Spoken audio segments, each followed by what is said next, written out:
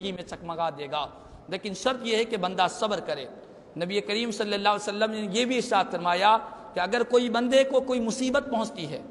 تکلیف پہنچتی ہے، کوئی رنج پہنچتا ہے، پیارے آقا فرماتے ہیں لا یصیب المؤمن شوکۃ الا رفعہ اللہ بہا درجۃ، ایک مومن کو صرف ایک کانٹا بھی اگر چبھتا ہے اور وہ اس پر صبر کرتا ہے،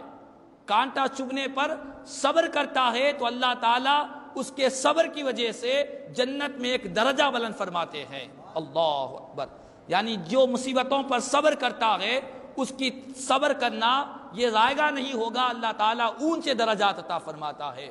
حدیث شریف میں آتا ہے کہ نبی کریم صلی اللہ علیہ وسلم کے سامنے ایک مرتبہ بخار کا ذکر کیا گیا، بخار کا تذکرہ چھلا تو کسی صحابی رسول نے فسبہا، بخار کو برا بھلا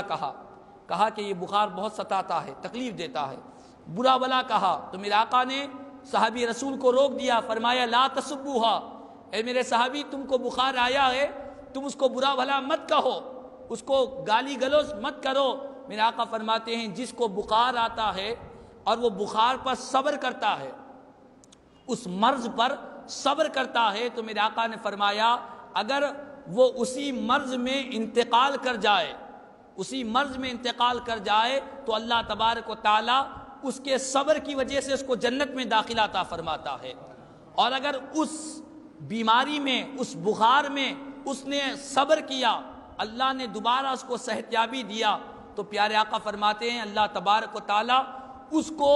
اتنی صحت عطا فرماتا ہے، اتنی صحت عطا فرماتا ہے کہ جس وقت بیماری سے پہلے جیسا صحت مند تھا اس سے بہتر صحت مند بنا دیتا ہے جب بندہ بیماری پر، مرض پر صبر کرتا ہے۔ اللہ اکبر، تو معلوم یہ ہوا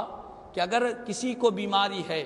کوئی دنیا کی تکلیف ہے، لوگ کہتے ہیں کہ بیماری سے تنگ آ گئے،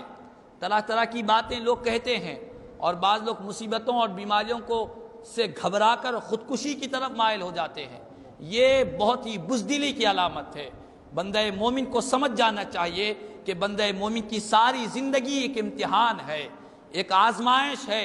کسی کو بیماریوں سے آزمایا جائے گا، کسی کی مال و دولت میں کمی کر آزمایا جائے گا، کسی کی اولاد کو اس کے سامنے اولاد کو دنیا سے رخصت کر دیا جائے گا،